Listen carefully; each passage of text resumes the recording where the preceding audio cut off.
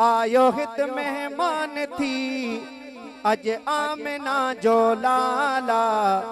मरहबा अज रात हितड़े आमदे लजपाला हथड़ा मथे करे मरहबा अज रात हितड़े आमदे लजपाला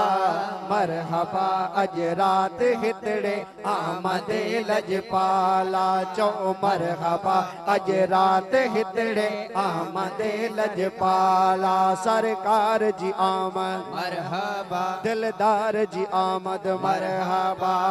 मरहबा अज रात हितड़े आमदे लजपाला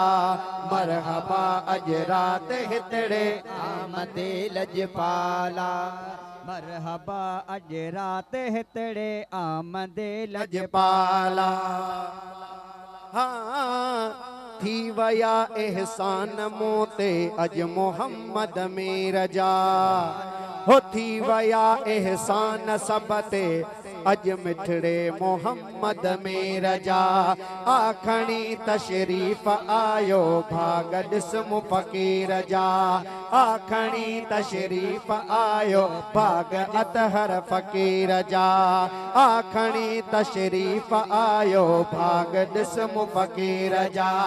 मां वञा सदके मोहम्मद मां वञा सदके मोहम्मद जो वडो थियो फालवा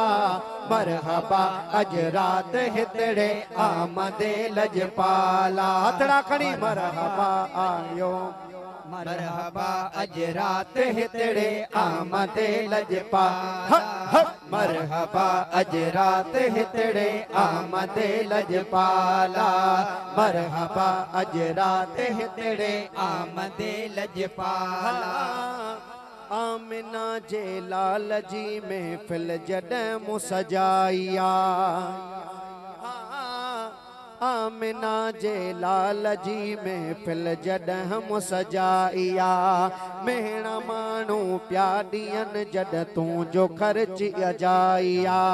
मेहणा माण्हू पिया ॾियनि तूं जो ई ख़र्च अजाइया भल मिलनि ताना ऐं मेहणा है भल मिलन ताना ऐं मेहणा इश्क जी हीअ ॻाल्हि मरहबा अज रात हितड़े आमदे लजपाला हक मरहबा अज रात हितड़े आमदे लजपाला मरहबा अज रात हितड़े आमदे लजपाला चओ सुभान अल्लाह असां तमाम खुश नसीब आहियूं हिन वक्त के डिश ते के टीवी ते के मोबाइल ते के नेट ते वेठा पर असां तमाम खुश नसीब आहियूं जो अल्लाह ऐं उन जे महबूब जे ज़िक्र में वेठा आहियूं हथखणी चओ सुभान अल्लाह भाई भाई हथड़ा मथे करे चओ सुभान अल्लाह आशिक छा थो लिखे हाँ सरकार जो मीलाद वा जंहिंखे घुराए मुस्तफ़ा सरकार जो मीलाद वा जंहिंखे घुराए मुस्तफ़ा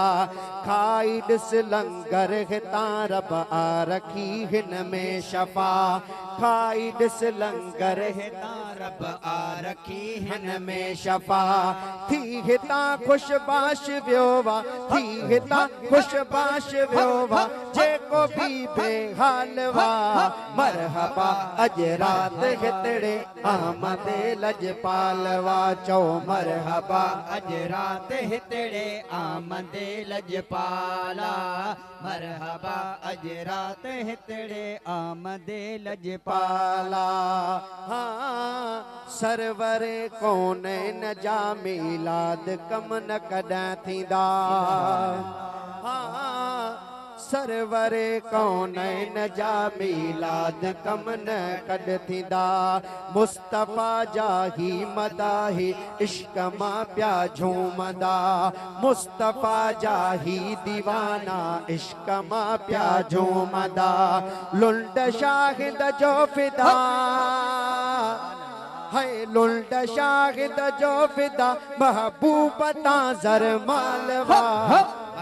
मरहबा अज रात हितड़े आमदे लजपाला मरहबा अज रात हितड़े आमदे लजपाला मरहबा अज रात हितड़े आमदे लजपाला